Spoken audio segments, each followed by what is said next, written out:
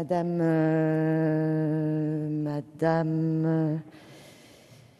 Annick Girardin. Ah, Madame Annick Girardin, je vous cherchais en face de moi. Vous étiez à côté. Vous avez la parole pour 5 minutes pour le groupe 2RDP. Madame la Présidente de Commission, Monsieur le Ministre, la situation économique dans l'Union européenne est confuse.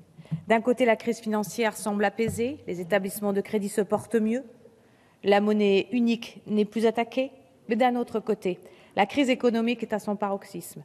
Les États européens peinent à créer de la croissance et les dettes des pays de la zone euro continuent de croître. Sans croissance, il ne peut y avoir de résorption durable des déficits. Par ailleurs, il n'est pas certain que l'accalmie sur les marchés financiers soit pérenne. Tout soubresaut viendrait anéantir les efforts entrepris. Pour les budgets européens, les enjeux sont donc doubles et interdépendants. Créer de la croissance et prévenir l'émergence des nouvelles crises financières. Créer de la croissance, voilà le plus grand défi de l'Union européenne, car la croissance ne viendra pas seule, d'autant que les efforts de réduction de déficit ont des effets récessifs conséquents. Une politique de croissance ambitieuse est encore plus nécessaire en cas de maîtrise de la dépense publique. Cette croissance ne peut venir que des réformes structurelles d'envergure. Les mesures prises en France sont encore trop timorées. Je le disais lors de la discussion générale du PLF 2014, la réforme du marché du travail doit être poursuivie. La fiscalité de notre pays doit être revue en profondeur. Notre système de sécurité sociale doit devenir plus lisible et plus efficient. Le choc de simplification ne peut plus attendre. La Commission européenne ne dit pas autre chose. Certes, les solutions pour créer de la croissance sont spécifiques à chaque pays, mais on remarquera que cette quête de compétitivité est commune à la plupart des pays européens. Chacun a désormais pour objectif d'obtenir une balance commerciale en excédent. Le problème, c'est que tout excédent doit avoir un déficit équivalent quelque part.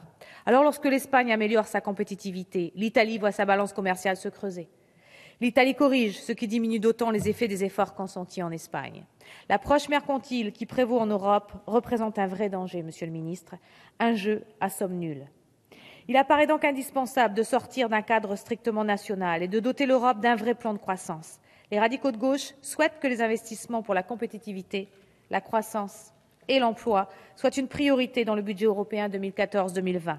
Nous sommes favorables à la création d'eurobonds pour financer le développement d'entreprises transeuropéennes. Nous proposons également la mise en œuvre d'un plan de relance coordonné au niveau européen visant à doter l'UE des grandes infrastructures transfrontalières qui favorisent les échanges intra-européens. Les politiques menées pour créer de la croissance ne doivent pas nous amener à ignorer les risques qui pèsent sur la stabilité financière de la zone euro. Ils sont à même de miner les efforts entrepris jusqu'ici. La zone euro connaît principalement 3 faiblesses. Faiblesse de la régulation financière, faiblesse de gouvernance de la zone euro, faiblesse des finances publiques des États.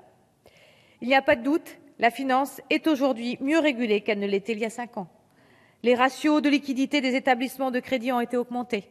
Les activités des banques sont partiellement séparées ou vont le devenir. L'Europe est en train de se doter d'un mécanisme de supervision bancaire. L'union bancaire est une réelle avancée. Mais cette croissance de contraintes sur les secteurs financiers traditionnels s'est traduite par un développement considérable de la finance de l'ombre. La régulation de cette finance doit être une priorité à l'échelle européenne. Par ailleurs, les politiques monétaires non conventionnelles, dont on ne sait comment en sortir, représentent un réel danger. La politique de la Réserve fédérale amène des comportements sur les marchés que l'on n'avait plus vus depuis 2008. Là aussi, l'Union européenne doit peser de tout son poids. La gouvernance de la zone euro constitue une autre faiblesse. Le six-pack ou le two-pack apporte des réponses en mettant sous surveillance les budgets des États. Mais les contours de la gestion de la zone euro demeurent imprécis. Notre Assemblée a doté le 11 août de cette année une résolution visant notamment à améliorer cette gouvernance, en créant un président des sommets européens de la zone euro, en s'assurant que ces sommets se réunissent au moins 6 fois par an, en renforçant les moyens humains de l'Eurogroupe. Toutes ces demandes doivent être portées auprès de nos partenaires européens. Enfin, on le sait, désormais, l'état des finances publiques de certains États européens constitue un risque budgétaire pour les autres pays de la zone euro.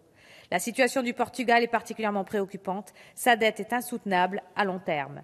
Une restructuration de sa dette ou un nouveau prêt de ses partenaires européens semble inéluctable. Dans le premier cas, nous risquerons une augmentation des taux d'intérêt sur les dettes souveraines. De l'autre, nous augmenterions les déficits des autres pays de la zone euro. Et que dire de la Grèce ou de Chypre? Pour conclure, Monsieur le Ministre, mes chers collègues, l'examen des budgets nationaux en fin d'année nous rappelle les contraintes que nous nous sommes imposées au niveau européen. Ces contraintes sont lourdes, incommodantes et laborieuses. Elles ne facilitent pas l'attachement à l'Union européenne. Ce n'est qu'au vu des défis que je viens de citer que le besoin de plus d'Europe prend tout son sens. Une Europe qui protège, une Europe fédérale, Monsieur le Ministre.